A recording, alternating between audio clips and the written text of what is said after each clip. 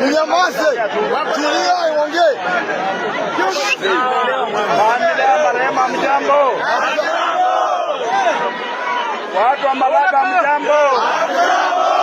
Uko wazima? Mimi nimekuja leo, sitakuja kupiga siasa.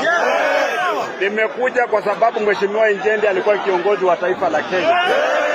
Na pia alikuwa kiongozi ambaye tulikuwa tumeheshimu kama watu wa Western. Watu wetu, Mheshimiwa ni mwanasiasa. Ndio. Na mnajua siasa ni maisha. Kuna wengine wanapiga siasa wanajipanga, sisi tujaribu kuongea mambo yanahusu watu wetu, wasema ni siasa tusiongee. Na jambo la kuudhi ni kwamba unapata wenye wanapiga kelele ni Waluya tu kama sisi.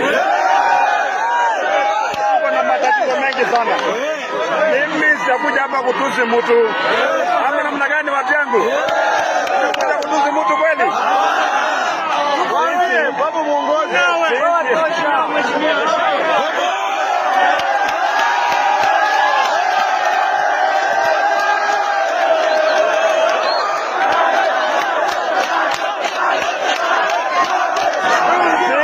Sisi kama jamii ya Muluya, sisi ni namba 2 katika taifa la Kenya. Katika idadi ya watu si namba 2, si ndio?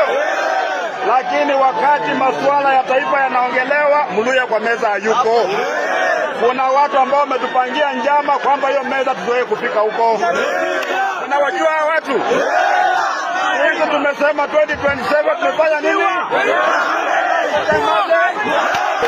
Sisi Waluya tuki watu waoga. Viongozi wetu ndio wamekuwa waoga. Lakini mimi nimesema niko mbele. Waluya mtanishika mkono.